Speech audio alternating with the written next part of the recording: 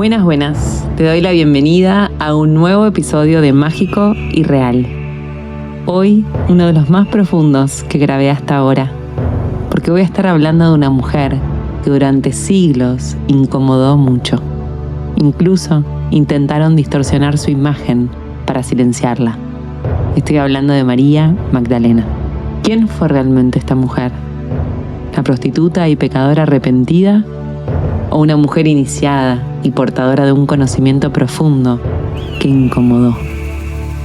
En este episodio vamos a estar hablando de esto, así que te invito a dejar los juicios de lado y escuchar con el corazón. Para hablar de ella, la invité a Agustina Martínez de Hoz, porque su trabajo une los datos históricos con una sensibilidad profunda y nos devuelve a una Magdalena humana y profundamente mística. Además es historiadora y terapeuta holística y lleva años investigando las huellas de Magdalena.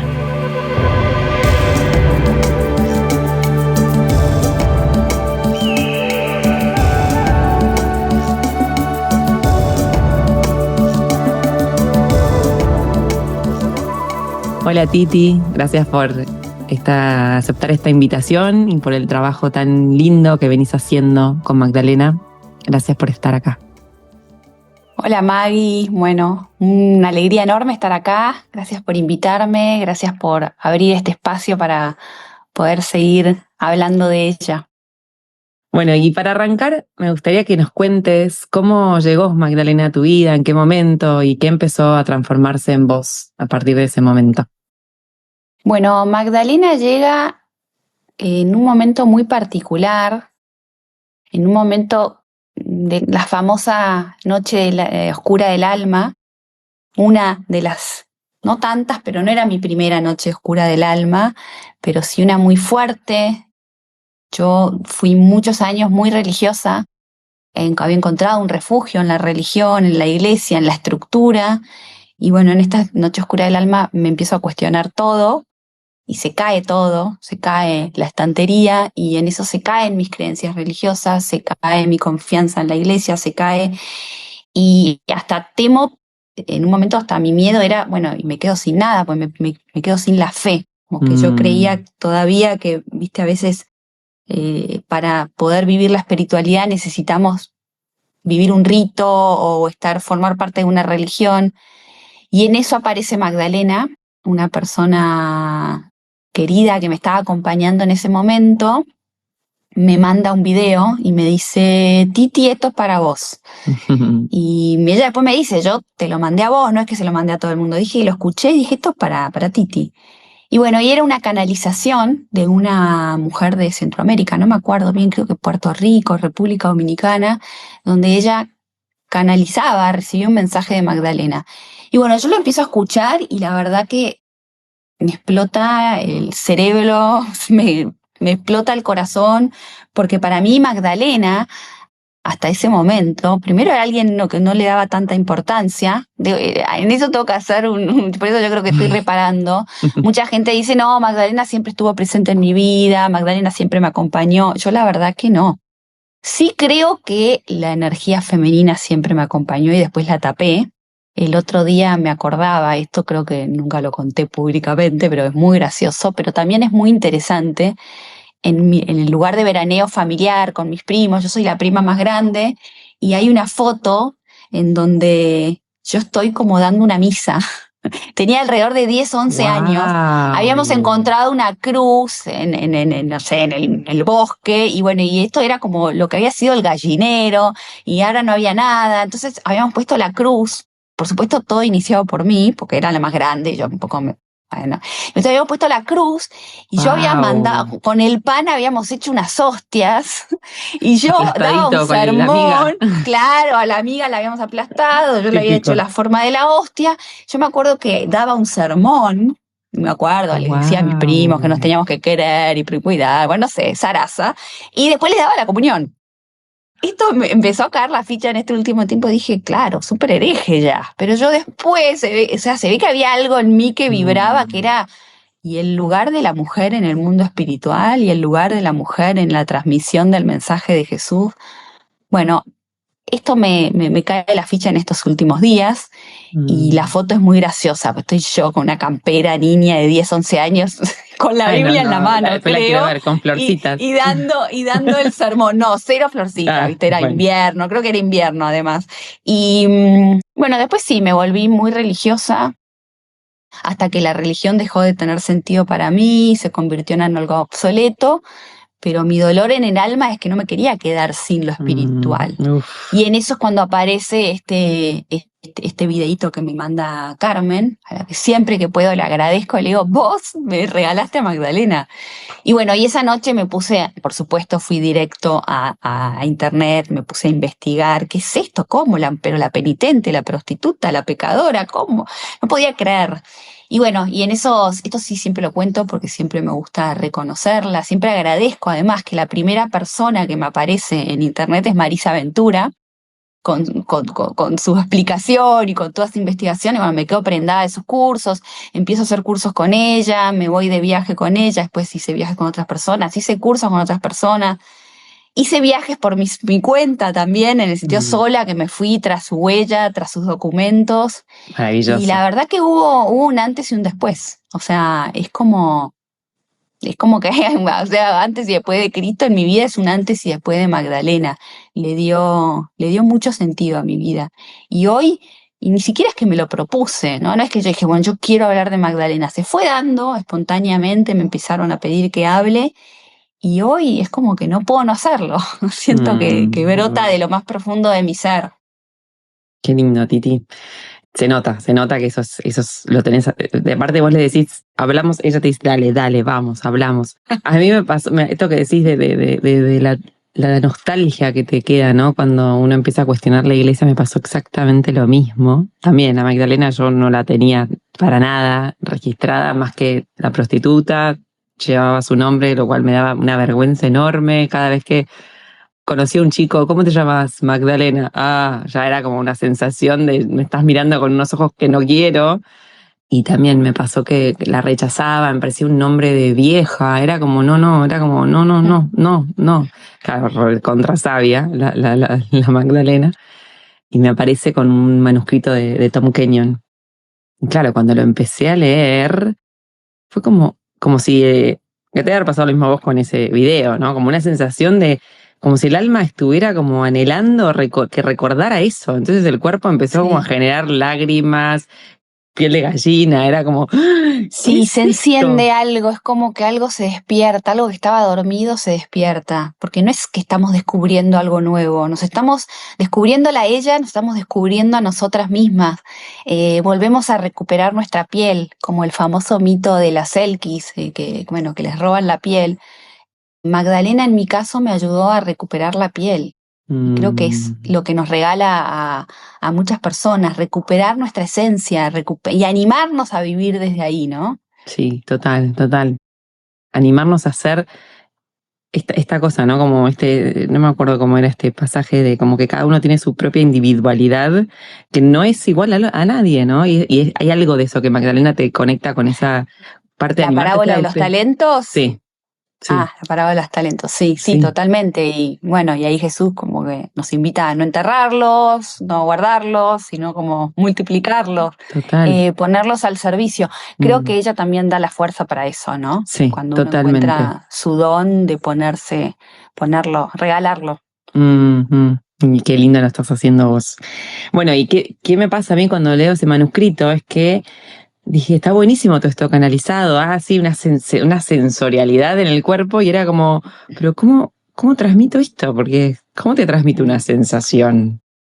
Era como incómodo, lo quería compartir con mi comunidad, hablar más de ella, y era como, pero no tengo data. Bueno, y me puse a leer a Megan Watterson, pero era como que o me iba muy a la mente, o me iba muy a lo sensorial, y iba ahí como pivoteando entre una cosa y la otra, y en eso apareciste tú. Te escuché en ese podcast con Fede y dije, esta mujer es maravillosa. Ya la había escuchado a Marisa, pero bueno, es una cuestión de feeling, no sé. Te escuché a vos y dije, esta mujer con su sensibilidad y con su investigación curiosa que tiene, porque te metes de lleno, cómo vas como decodificando los datos y acercándonos de una manera más humana esa historia. Ahí dije, la quiero invitar acá. Así que bueno, gracias de nuevo por estar. Un placer. Quería contarles esto porque ahora cuando vayamos hablando, como anímense también a ir escuchando a la Titi desde este lugar. Ella, además de darnos un montón de data, va a ir deslizando otras cosas que van por otro plano, así que... bueno, esperemos. Sí, obvio, conmigo lo haces todo el tiempo. Bueno, pregunta que te quería hacer, para que los que no conocen a Magdalena, una breve, como antes de entrar en lo profundo, ¿no? ¿De dónde viene esta imagen que hablaste vos, ¿no? De la Magdalena como prostituta arrepentida. ¿Cómo es esto de que, si bien hoy es apóstol de los apóstoles y es santa, cómo es que sigue estando este mito en el inconsciente colectivo y no lo podemos sacar? Bueno, el querer dejarla marginada y mandarla al ocultamiento, podemos decir lo que es desde el vamos, ¿no? Desde el momento en que Jesús se muere y mismo Jesús vivo, en lo que se conocen como los evangelios gnósticos, los apócrifos, o sea, esos evangelios que la iglesia no aceptó y que mandó a destruir, pero gracias a unos monjes, a una comunidad de monjes y quizás también de monjas, ¿por qué no? Los guardaron en tinajas y se preservaron y se fueron encontrando a partir del fines del siglo XVIII en distintos lugares de Egipto. Pero gracias a esos evangelios, bueno, nos podemos hacer una imagen más real de quién fue Magdalena y también de qué pasaba. Ya en el momento en que Jesús vivía, ya había ciertas tensiones entre algunos discípulos y Magdalena era la discípula que entendía todo, que comprendía, a la que Jesús le daba ciertas iniciaciones en privado. Bueno, también hay indicios de que podría haber sido su esposa, yo soy de las que ve esos indicios y lo cree. Entonces, todo esto era como un cóctel explosivo para, por ejemplo, un Pedro, un Andrés, que lo veían con malos ojos, le tenían celos, también era un mundo súper machista en donde ¿cómo esto se lo va a decir una mujer? Entonces ya desde el vamos vemos esa tensión y ese querer. De hecho, en uno de los evangelios que María pregunta y pregunta y pregunta, Pedro en un momento le dice a Jesús, basta, callala a esta mujer, que no haga más preguntas. Es el callala a esta mujer, esa frase es tremenda, eso es lo que se quiso hacer con ella. Entonces desde el vamos hay como un querer dejarla de lado, a quien para mí era la que recibía la posta, o sea, el testigo, o sea, cuando Jesús se le aparece a ella en la resurrección, es un simbolismo de vos sos la que sigue con mi mensaje, fue mi tiempo, ahora es tu tiempo. Bueno, después vinieron los padres de la iglesia que hablaban pestes de las mujeres, decían hasta barbaridades como que las mujeres no teníamos alma.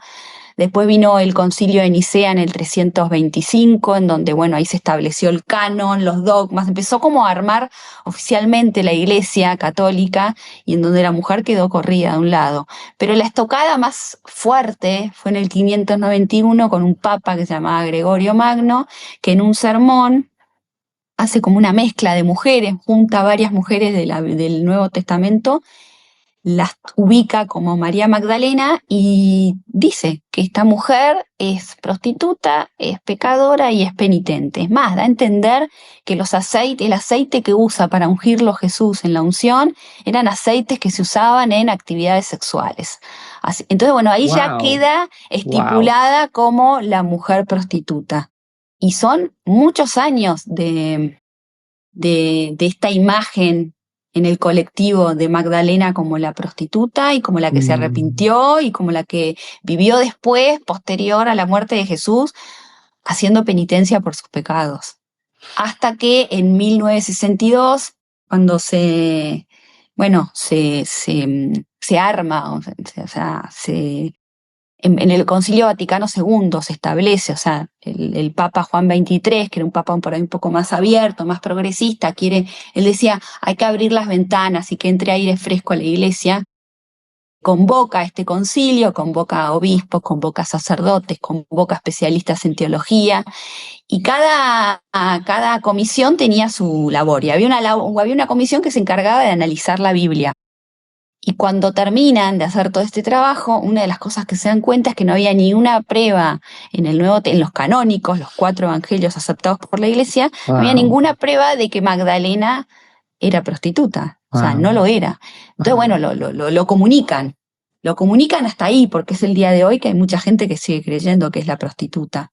Después se la convierte en santa, después el Papa Juan Pablo II, en una carta dedicada a las mujeres, habla de Magdalena como la apóstol de los apóstoles, y finalmente Francisco eleva su celebración a fiesta, o sea, pone su celebración del 22 de julio a la altura de la celebración de Pedro, Pablo, de otros apóstoles. Wow. Y bueno, o sea, revierte un montón de cosas la Iglesia, pero yo creo que en un montón de otras cosas se queda corta todavía. O sea, hay muchos católicos practicantes que siguen creyendo todavía que es la prostituta o es la penitente. Magdalena no es nada de eso, ni es la prostituta, ni es la penitente, ni es la pecadora que nos hicieron creer durante cientos de años. Wow. No, como esa, no me sale ahora la frase que uno cuando decís sos algo y échate a dormir, ¿cómo es eso? Uno tiene, hazte la fama y échate a dormir, ¿no? Como Hazte que, la fama y échate a dormir. Como que, claro, qué fuerte que es sacar esa fama de algo, ¿no? Como... Claro, son cientos de años de esa fama, entonces es un trabajo. Bueno, por eso, cuando querés hablar de Magdalena, sí, porque lo que Claro, hicieron no, con es esta que mujer es una te escuchaba. injusticia total. Total. Y creo que también nos convoca tanto y nos mueve tanto, porque lo que le hicieron a ella es lo que nos hicieron a todas las mujeres y también a los varones, o sea, lo que le hicieron a la energía femenina, principalmente a las mujeres, ¿no? Porque tenemos cuerpo de mujer. Entonces, siempre digo, rescatándola a ella, nos rescatamos a nosotras mismas, recuperando su voz, recuperamos nuestra voz. Es como que ella es un espejo. O sea, lo hago por ella lo hace por mí, para mí es una tarea urgente, porque también es una cuestión a nivel global de recuperar la energía femenina. ¿Y por qué sentís que está pasando ahora? Equilibrarla con lo masculino, ¿no? Con la energía masculina. Bueno, si querés vamos ahí. Eso, vamos a hablar de... No, ¿por qué está pasando ahora? Es una buena pregunta. Bueno, podemos ir desde lo más sensorial, energético, que es, hay dos profecías que hablan de la vuelta de la energía femenina, de la vuelta de Magdalena, de la vuelta de quienes Contanos de eso, a ver. se sienten convocados por sus enseñanzas. Bueno, está la más conocida, la profecía de los cátaros. Los cátaros eran un pueblo que vivían en el 1100, en el 1200, en el sur de Francia. Cátaros es un nombre despectivo que le puso la Iglesia principalmente, pero ellos se conocían como los buenos hombres y las buenas mujeres. Eran un grupo que vivían lo que se conoce como la Iglesia del Amor, vivían las enseñanzas de Jesús y Magdalena, creían en esta pareja sagrada y no creían en un montón de cosas establecidas por la Iglesia. No creían, o sea, cuestionaban al Papa, no tenían los 7 sacramentos, no creían en algunos dogmas. Bueno, entonces, ¿qué pasa? La Iglesia va contra ellos. La Iglesia y el rey. En su momento el rey de Francia también veía con malos ojos porque encima sabían leer, sabían escribir, eran muy cultos, era un florecimiento cultural que había en esa región que era inmenso y después también tenían muchas riquezas. Entonces, bueno, desde lo religioso y desde lo político se va contra ellos y se comete lo que algunos dicen como el primer genocidio de Europa Occidental, se los manda a la hoguera, se los ataca pueblo por pueblo y finalmente en 1321 se da muerte en la hoguera a lo que se conoce como el último líder de los cátaros, Belibaste, y Belibaste cuando está siendo quemado en la hoguera es como que dicen que él enuncia la profecía de Belibaste, la profecía de los cátaros, en donde él dice, dentro de 700 años volveremos y el laurel reverdecerá. Y esos 700 años fueron en 2021, en agosto del 2021, se cumplieron 700 años. Y volvieron los cátaros, quiere decir que volvieron los que llevan el mensaje de Magdalena. Volvió el mensaje de Magdalena, volvió el mensaje de Magdalena y Jesús. Eso por un lado. Después también tenemos un hecho contundente a nivel histórico que fue fundamental, que fue el descubrimiento de la biblioteca de Nag Hammadi en 1945.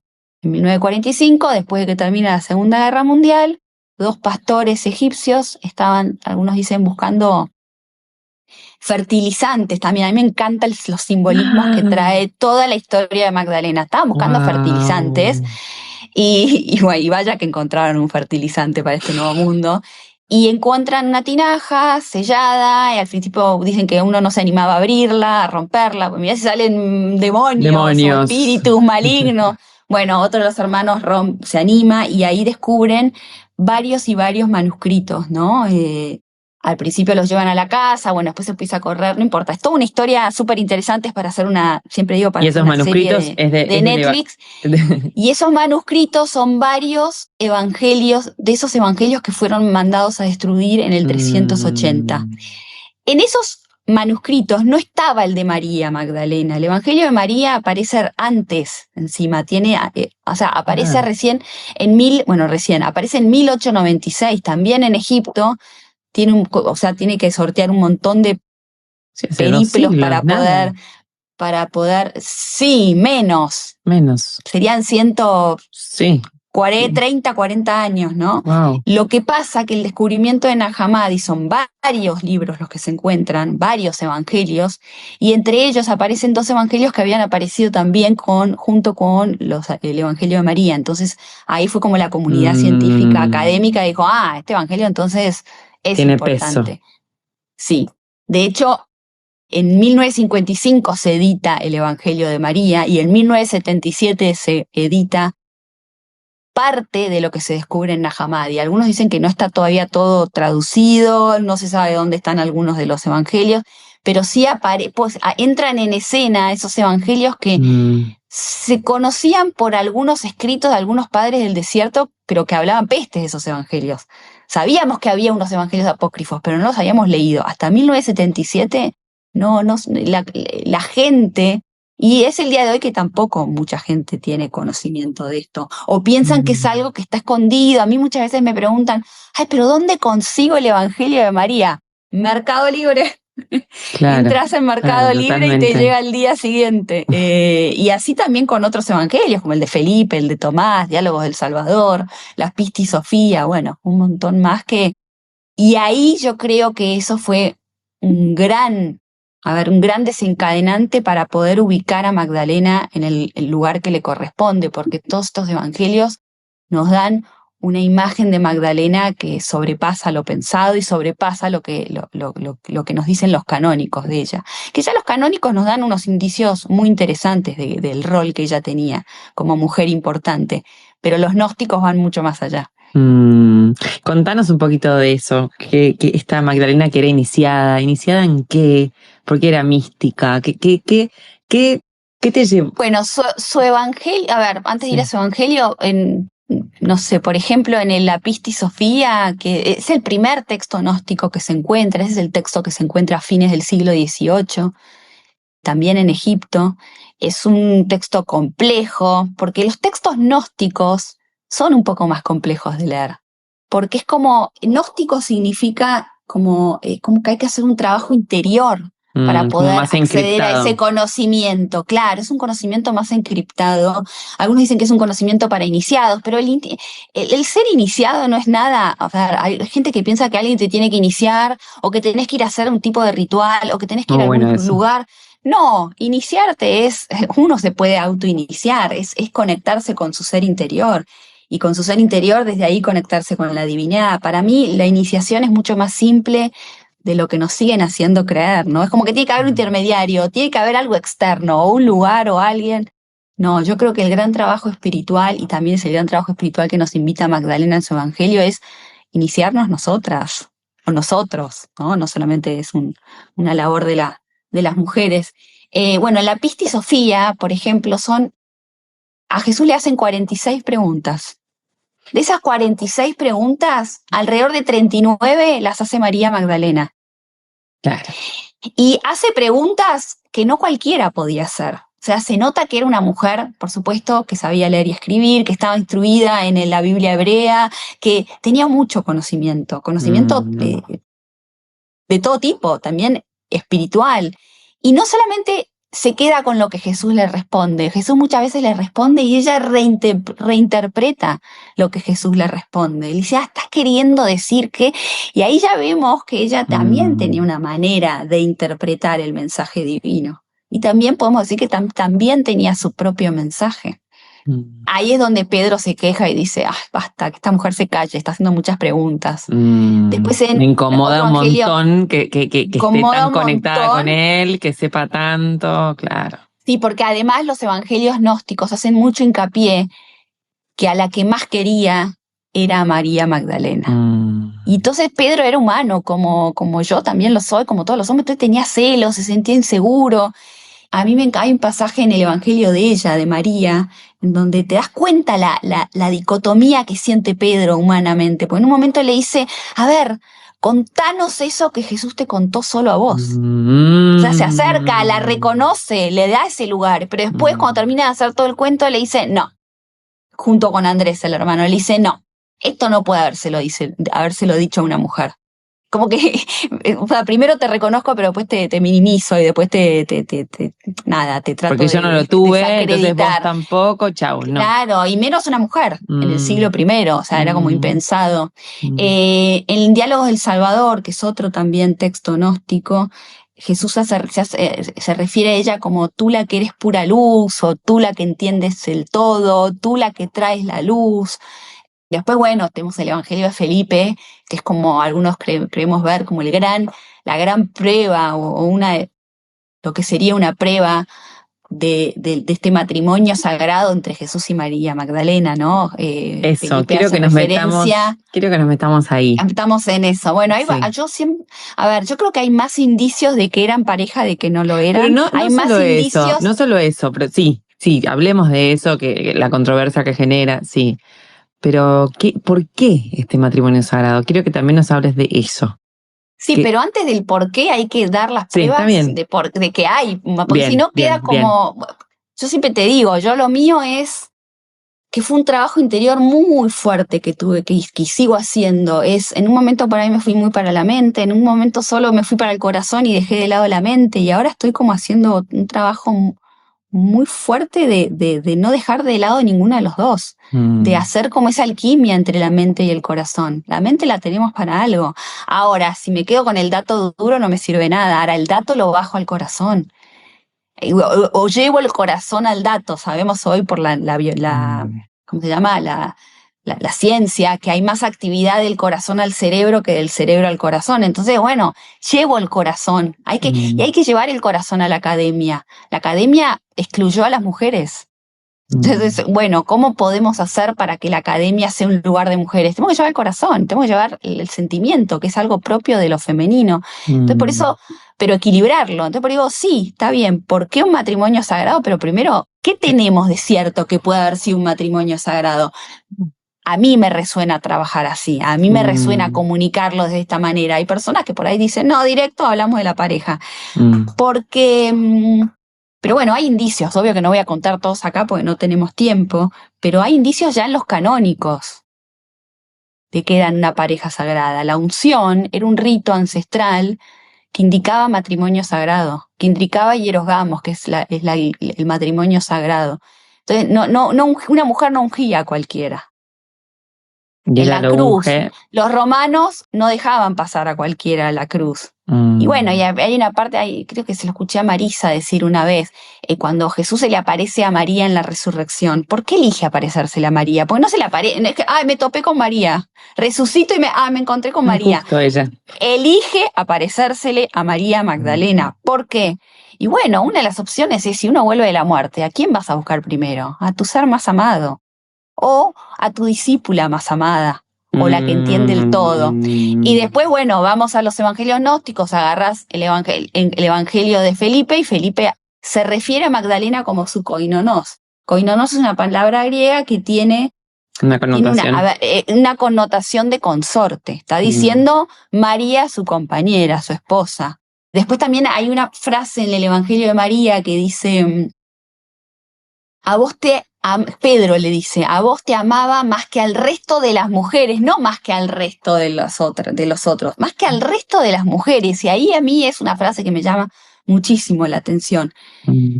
Los rabinos, era un escándalo que se mantuvieran solteros. El pueblo judío necesitaba y buscaba y tenía como misión procrearse. Entonces, los fariseos se hubieran escandalizado mucho más por que Jesús estaba soltero que porque Jesús curaba un sábado. Y cuando María lo unge en Betania, y también ahí entramos en otra controversia, ay, pero María es María la de Betania, no es María la de Betania, es María en Betania, pero bueno, no vamos a entrar en eso porque se abren un montón de puertas.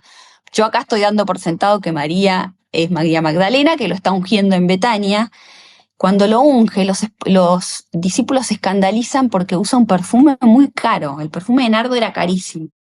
No se escandalizan. O sea, si ella no hubiese sido la compañera, se hubieran escandalizado porque una mujer lo está tocando en público. No, por el perfume caro. Se escandaliza porque están usando un perfume muy caro. Entonces, siempre digo, hay más indicios de que Jesús haya estado casado de que no lo haya estado.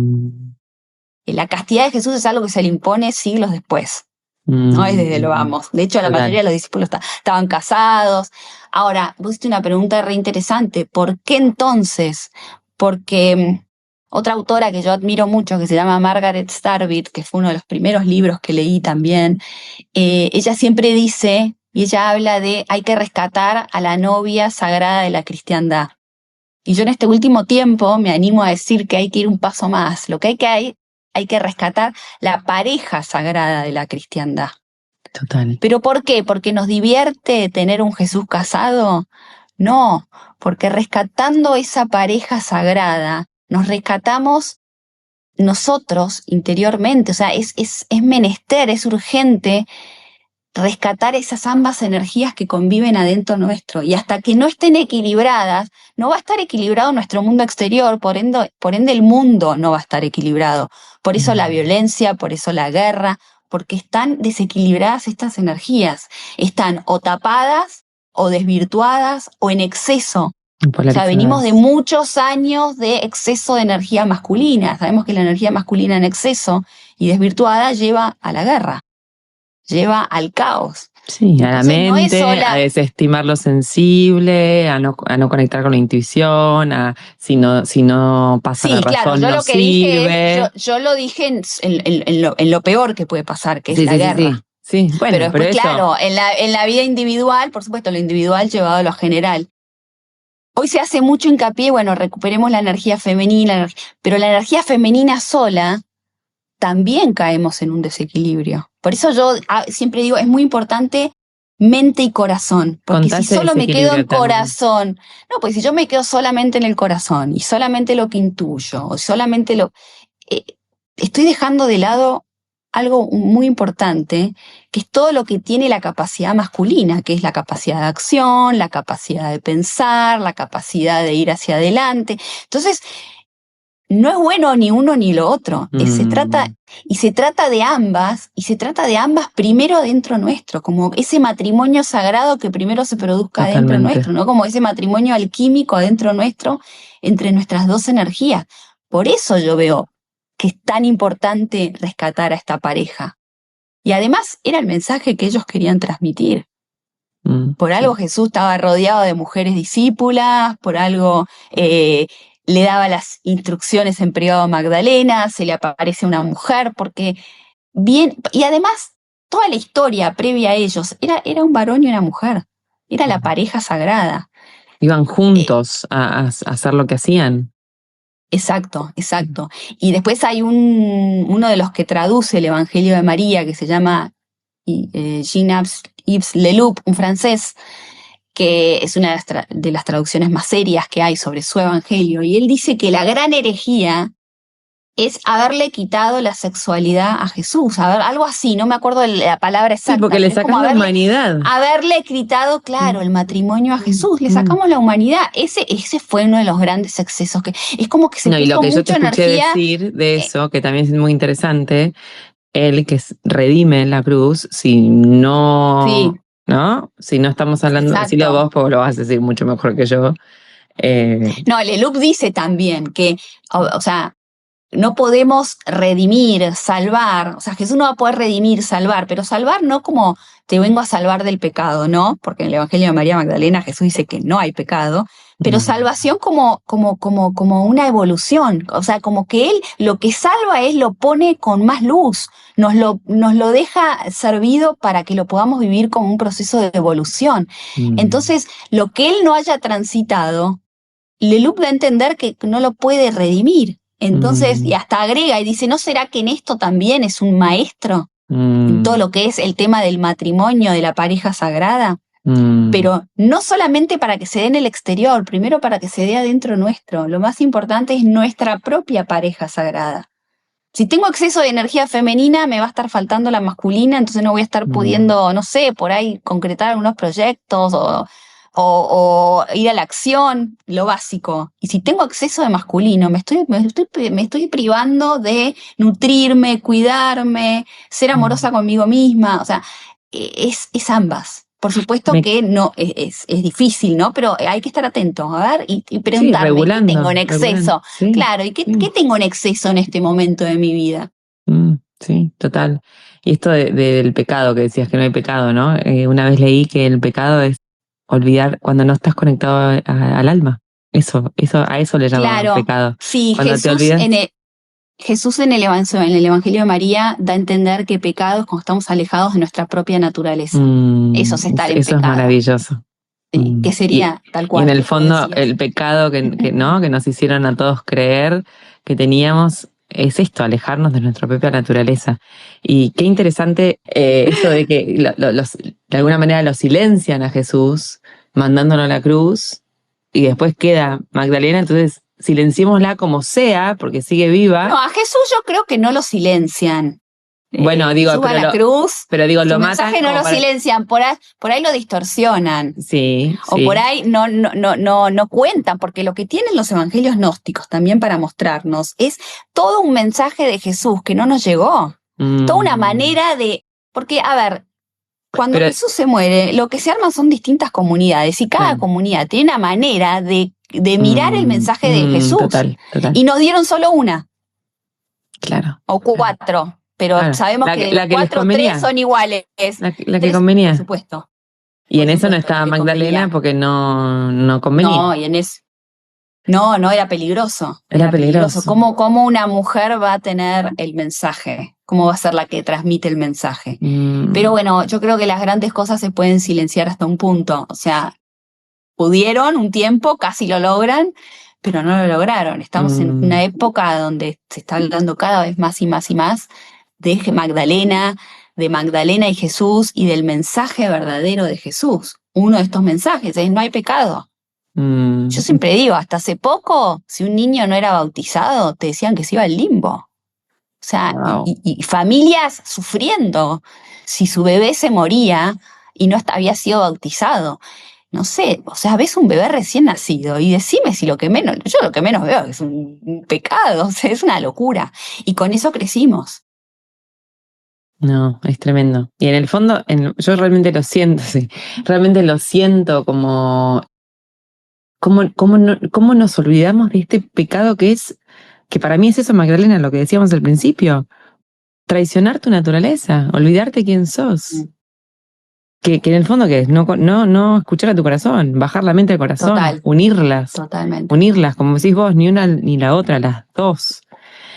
Totalmente. De hecho, su evangelio es un evangelio del corazón. Su mensaje. Háblanos un poquito. ¿Cuál es el mensaje algo que nos quieras contar? Eso, el mensaje de Magdalena. Claro, ¿cuál es el mensaje de Magdalena? Y bueno, yo creo que está en su evangelio, que es una joya mística. Yo al principio, con la primera vez que lo leí, dije, ay, no, ¿qué es esto? No entiendo nada. Y bueno, creo que uno cuando va leyéndolo y conociéndola a ella a través de ese mensaje, se va suavizando ese mensaje y te das cuenta que está frente a una obra espiritual y mística. Una vez escuché a una persona referirse a Magdalena como la madre del misticismo occidental. Y 100%, de hecho hay muchas místicas que podemos agarrar sus obras y vemos influencia directa o no directa, por ahí le llegó el mensaje, pero que ellas decían, Magdalena es mi guía, como por ejemplo una Teresa de Ávila, Magdalena es mi guía espiritual. Y vos agarrás la obra de Teresa de Ávila y es una obra que tiene muchas semejanzas con la obra de María, del Evangelio de María, la obra, el Evangelio. Una Santa Teresa de Jesús también la menciona. Bueno, muchas místicas cristianas hacen referencia a María Magdalena. Y si vamos a su Evangelio... Eso lo pasamos por alto, ¿no? Eso es lo que no me entra por la cabeza. Yo siempre digo que en algún momento me voy a dedicar a investigar a las místicas cristianas y la influencia que tuvieron de Magdalena. Su Necesitamos eso. evangelio, primero es un evangelio incompleto, eso también es interesante. Es un evangelio muy cortito. Ahora no me acuerdo cuántas hojas tiene, pero las primeras 10 hojas faltan. Y después en el medio faltan otras 4. O sea, son muy poquitas. O creo que son alrededor de 9 hojas.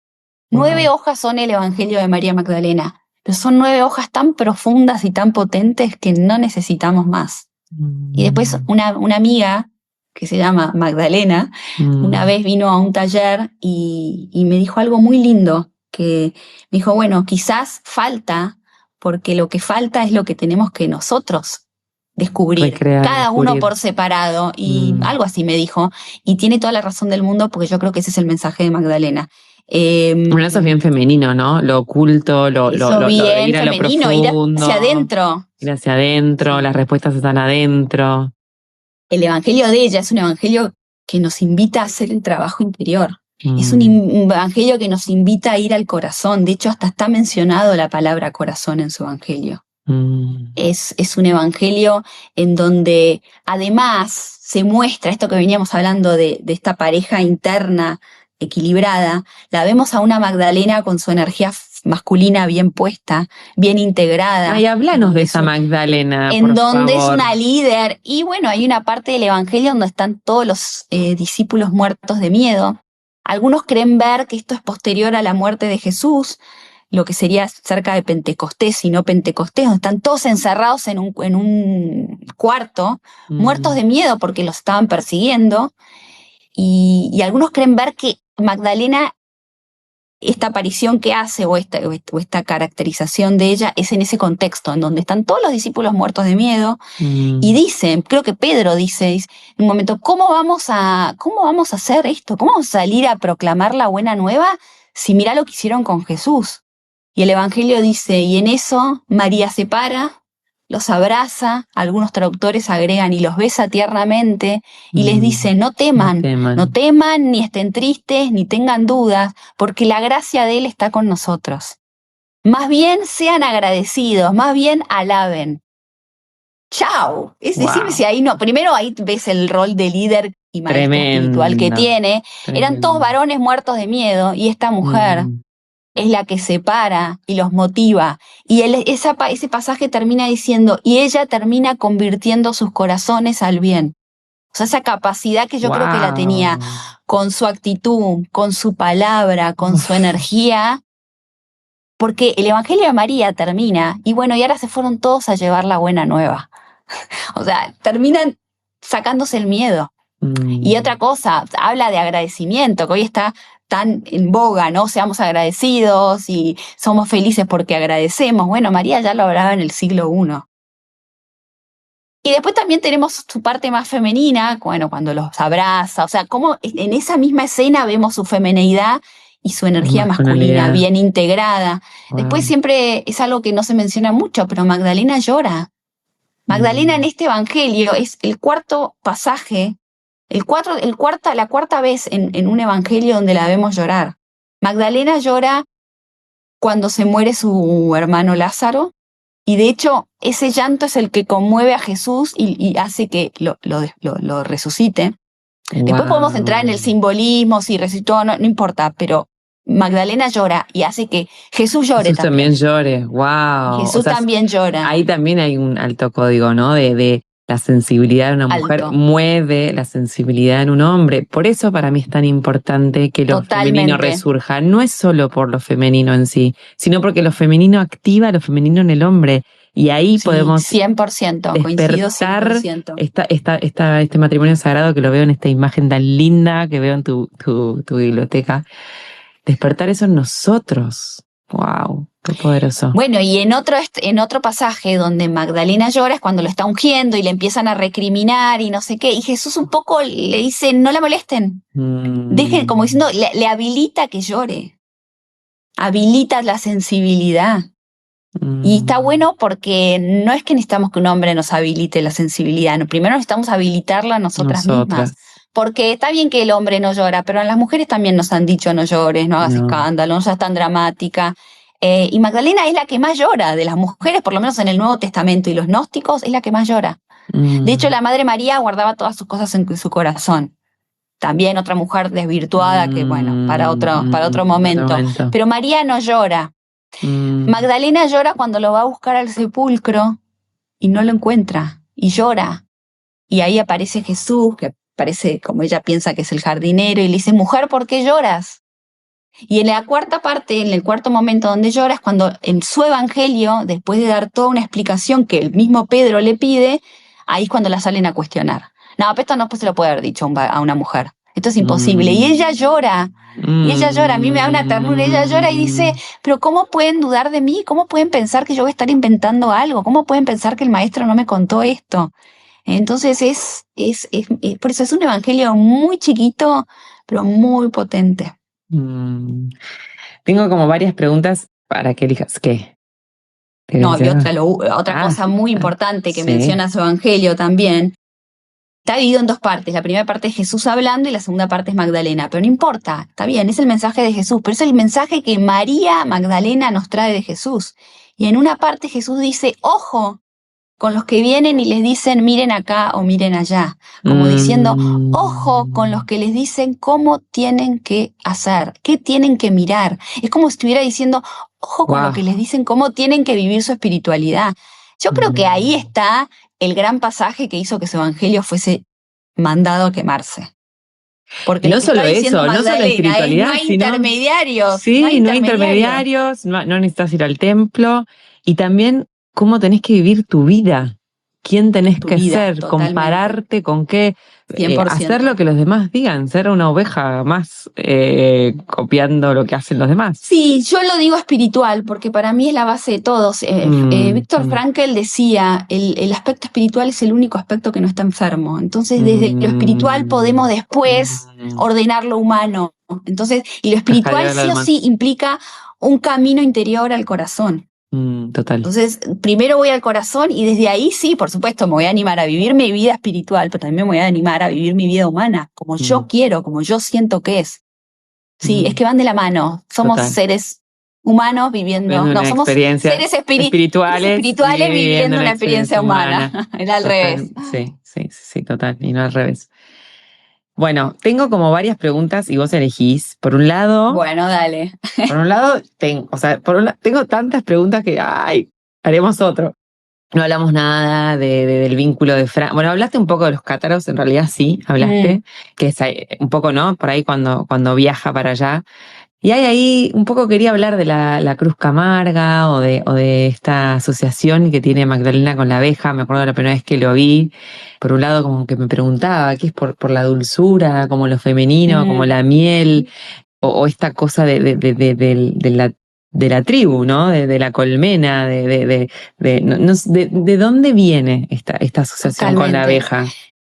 Bueno, sí, yo hablé de los cátaros, pero no hablé que Magdalena llega a Francia. O sea, hay una tradición muy, muy fuerte.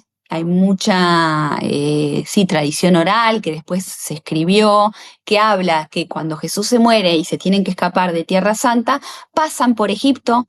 Se cree que estuvo unos años viviendo en Alejandría y de ahí se van al sur de Francia. Y se establece en el sur de Francia y ahí muere. Magdalena se cree que murió tenía alrededor de 64 años. O sea, vivió mucho y estuvo muchos años en Francia.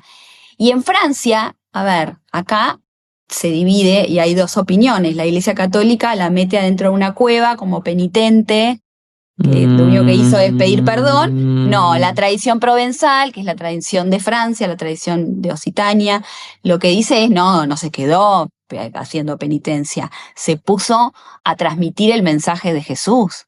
Sí, lo hacía en lugares escondidos porque había legiones romanas y era perseguida, seguía siendo perseguida, pero ella se movía. De hecho, hay varios lugares en Francia asociados a Magdalena y tienen unas distancias considerables. A partir de su presencia en Francia surge toda una simbología, ¿no? Alrededor de ella, como la abeja, como la cruz de la Camarga, como la flor de lis. Así que bueno, podemos contar brevemente lo de la abeja. A mí la simbología de la abeja me llama mucho, ¿no? Me convoca mucho porque además cuando aparece Magdalena te empiezan a aparecer abejas. Es como que ahí está la parte más sensible, ¿no? De nosotras. Bueno, la abeja primero que es un símbolo de la diosa ancestral, o sea, no es que aparece asociado únicamente a Magdalena, pero Magdalena es un gran arquetipo de la diosa. Entonces está asociado, pensemos también, bueno, todo lo que vos dijiste, vos medio ya lo adelantaste, ya lo explicaste, la pero es lo que intuía, no lo sé. O sea, la miel, pensá que no tiene fecha de vencimiento, es nutritiva, es antiséptica, cura, es dulce. Bueno, tiene todas las características que tiene lo femenino, que tenía Magdalena. Y después también se asocia a Magdalena porque la abeja, si la miramos... Ay, sí, está mostrando en este momento, Titi me está mostrando su anillo que tiene con formita de abeja. Si estiramos un poquito, si estilizamos un poquitito la abeja, podemos ver que se convierte en la flor de lis. Bueno, es un podcast, por ahí googleen flor de lis, pero la flor de lis también, ¿no? Como estas 3 pétalos. Como en el centro del cuerpo y al costado las alas. Bueno, la flor de lis también es un símbolo. Y después la abeja. La tríada, también hay algo, ¿no? ¿Hay algo de la tríada? Bueno, en verdad, algunos creen ver, hace referencia a los supuestos 3 hijos que pueden haber formado parte del linaje sagrado, ¿no? Los 3 hijos que pueden haber tenido Jesús y Magdalena. También las abejas, hay un grupo de reyes, una dinastía que se conoce como la dinastía merovingia en el sur de Francia, en Francia, y lo que muchos creen ver en los merovingios son los descendientes de ese linaje real. Y cuando desenterraron el ataúd, el cuerpo de uno de estos reyes, que ahora no me estoy acordando el nombre, creo que era Clodoveo, uno de los que formaba la dinastía, cuando abren el cajón encuentran un montón de abejas de oro. Entonces la abeja también está asociada a esta dinastía merovingia, que a su vez está asociada a posible relación a ser los herederos del linaje real. Y después, bueno, la flor de lis es también un símbolo de la heráldica de las coronas, sobre todo la francesa y también británica, y vemos también flor de lis, por ejemplo, si vas a Florencia, que también está asociado mucho al legado de Magdalena, está lleno de flor de lis. Y la flor de lis también como símbolo de este linaje sagrado. La Cruz de la Camarga, bueno, no quiero llenar de datos, quiero llenar de datos. Dejamos la Cruz de la Camarga, es algo que te lo quería preguntar siempre, pero bueno, ¿y la rosa? Bueno, entonces hablamos de la Cruz de la Camarga. La Cruz de la Camarga y la rosa, y con eso cerramos. La Camarga es una zona en el sur de Francia, que es la zona donde se cree que llega María, con María Jacobé, María Salomé, bueno, la llegada de las Marías, con Sara, su hija, con otros discípulos, y llegan a un lugar que se llama Saint-Maurice-de-la-Mer, que está dentro de la Camarga. Es un pueblito costero divino, donde hay un templo, donde se honra a Sara Lacali, donde están las reliquias de estas Marías, no de María Magdalena, sino de María Sara Lacali, ¿es? Sara Lacali, sí, tiene distintos nombres. Mira. Y esta cruz tiene muchas explicaciones, o sea, algunos creen ver las 3 virtudes teologales, la fe, la esperanza y la caridad, pero si te fijas, el símbolo tiene un ancla, tiene un corazón y tiene una cruz. Entonces algunos dicen que es esto de anclar el amor en la tierra. 100%. Y para mí es no solamente anclar el amor en la tierra, sino anclar mi corazón en el corazón de Magdalena. O sea, anclarme en ella, ¿no? Por eso, esta es la potencia de los símbolos. Y la rosa, bueno, la rosa también es un símbolo asociado a la diosa, algunos lo ven de tiempos, hay toda una... Para ahí, de la cruz y anclarme a la tierra también, ¿no? En esta cosa de no volar, como decíamos antes. Bueno, por eso anclar el amor en la tierra, no 100%. Anclar el amor en el cielo, anclar el amor en la tierra, vivenciarlo acá en...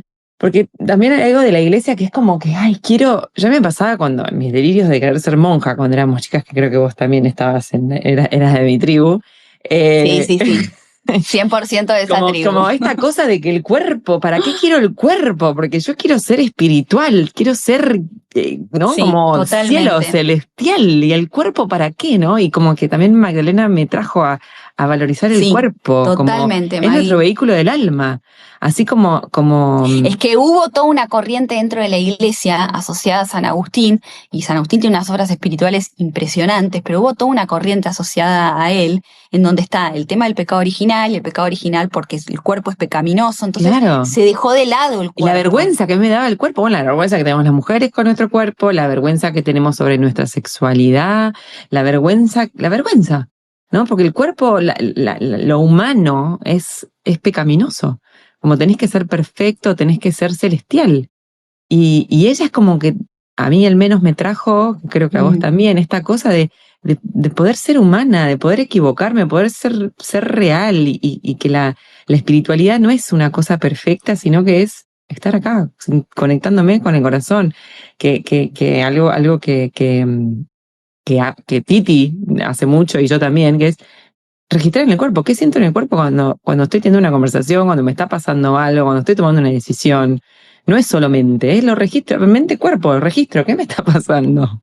¿Qué sensaciones Es que tengo? el cuerpo tiene toda la información, de hecho la epigenética lo afirma, lo comprueba, o sea, tenemos memorias en el cuerpo y recién cuando decías, no, fuiste de mi tribu y quisimos ser monjas, yo creo que también quisimos ser monjas porque tenemos en la memoria de que, ojo, ser monja en un momento de la historia de la humanidad, para las personas que nos gusta estudiar, para las personas que nos gusta conectar con lo espiritual, era el único ámbito. Pensar que la gente no tenía acceso a los libros sagrados, solamente en los monasterios. Entonces, obvio que iba a querer ser monja. Cerrame ahí de Sí, me van a permitir. clausura feliz. Feliz, sí. No, y además, ojo, a ver, la historia del cristianismo tiene monjas que han hecho, no sé, tenemos una Hildegarda de Bingen que nunca se la menciona, o Hildegarda von Bingen, bueno, alemana, y nunca se la menciona, hay mucha gente que no sabe, y era una monja que hablaba de cristales, algunos mencionan que es la primera sexóloga de Occidente, tenía visiones, hace tratados de medicina, hace tratados de música, eso era una monja. Yo quería ser esa monja. Claro, todas queremos ser Hildegarda, totalmente. Tiene un libro de cristales, a vos que te gustan mucho los cristales, tiene un libro de cristales donde cuenta las propiedades de cada uno y arranca con la esmeralda. Acá la tengo, la raíz de esmeralda. Así que bueno, ahí nos fuimos un poquitito, pero... Pero no, qué belleza. Bueno, pero porque Magdalena en su explicación de nombre es puerta también, es como un portal, es puerta cósmica. Yo digo, con Magdalena abrís una puerta, se te abren 100, abrís otra puerta y se te abren 1000 y así te abren, y por eso no te da la vida para explorar ese y fanatismo aprender que todo. aparece, pero sí, pero que es... Sí, es que no, yo no lo diría fanatismo. No. Por ahí al antes principio, era más fanática, ahora que al principio, Magdalena la primera puerta es pasión. Es pasión, Es pasión, no es fanatismo, porque yo no pretendo que nadie crea lo que yo estoy diciendo, yo no pretendo que convencer a nadie, entonces no, es pasión, es amor. Pero sí, es pasión absoluta, me hago cargo. Bueno, y cerremos con la rosa, si sentís cerrar con la rosa, o otra pregunta que quería hacerte es, si Magdalena estuviera acá escuchando esta conversación, ¿qué crees que nos pediría como mujeres? Como hombres, como humanos. No, yo siempre digo que no me siento capacitada para decir un mensaje a todo el mundo desde lo que diría Magdalena. Yo te puedo decir lo que dice Titi. Yo creo que la frecuencia de Magdalena y la figura viene a ser todo lo contrario. No tiene un mensaje para todo el mundo. Tiene un mensaje, su mensaje sería, puedo decir, es anda a tu corazón y a ver qué te dice tu corazón a vos, o qué te digo yo en tu corazón, que por ahí es diferente a lo que le digo a Maggie, o a lo que le digo a Juanita, o a lo que le digo a María, ¿no? Yo creo que esa es la gran característica de Magdalena, su particularidad, su singularidad. Ella no pretende que seamos como ella no viene, esto lo digo desde mí, eso es lo que a mí me dio más como libertad. Su frecuencia a mí me viene a decir, vos tenés que ser como sos vos, no como soy yo. Porque esa era también la frustración a veces con otro tipo de santa. Siempre digo, ¿no? Como, bueno, la Madre Teresa, tenés que ser como la Madre Teresa. Y yo por ahí, mi camino no es ser como la Madre Teresa. Magdalena a mí no me pide que sea como ella. me pide que sea como yo, Titi, con lo que puedo dar, con lo que tengo, con mis luces. Qué maravilloso y qué complejo. Sí, porque es mucho más trabajoso que hacer un copyright. Copy-paste. ¿No? Un copy-paste, bueno, acá es un trabajo. Porque Magdalena, siempre lo digo, es una frecuencia que te pone a trabajar. Magdalena nos pone a trabajar. Magdalena cuando llega a nuestras vidas, nos pone a trabajar, a hacer un trabajo muy, muy, muy profundo y muy poderoso. Wow, gracias, Titi. La verdad que amo cómo traes el amor al dato, cómo lo haces con esta pasión, como decís vos, cómo nos encendés, porque es eso, hablo con vos y es como, a ver, nos vas abriendo estas puertas. Bueno, y si alguien está ahí recién arrancando, ¿qué libro le recomendarías? ¿Por dónde le recomendás arrancar? Desde tu lugar recorrido. Hay un par de libros para arrancar. Está el de Marisa Ventura, Sola entre ellos y Amor en Magdala. Los de Marisa tiene 2. Está la trilogía de Kathleen McGowan, que es un poco más complicada de conseguir porque no se volvió a reeditar, pero su primer libro se llama La Esperada y después tiene 2 libros más. Está el libro de Megan Watterson, María Magdalena Revelada, y después, para empezar, no hay muchos. Pero para empezar. Y después, por supuesto, alguno de Margaret Starbirt, Margaret Starbirt fue una de las primeras, si no la primera, que se pone a escribir sobre Magdalena desde este lugar de esposa de Jesús, compañera, maestra espiritual. Bueno, ella tiene uno que se llama La diosa en los evangelios y La mujer del jarro de alabastro. Esos 2 son imperdibles. Bueno, acá va a quedar todo y obvio que si la quieren seguir a Titi, yo acá abajo voy a dejar tus datos, voy a dejar tu Instagram para que te contacten. Y bueno, feliz de abrir este primer encuentro. La verdad que es así como te digo, es un disfrute, es un placer tenerte acá. Fue totalmente un disfrute, me encantó charlar con vos, me encantaron nuestras charlas previas y bueno, gracias a vos por llamarme, por invitarme, por confiar. Gracias a vos por este compromiso de hablar de ella así tan poderosamente. Bueno, y ahora sí, vamos cerrando este episodio de Magdalena tan potente.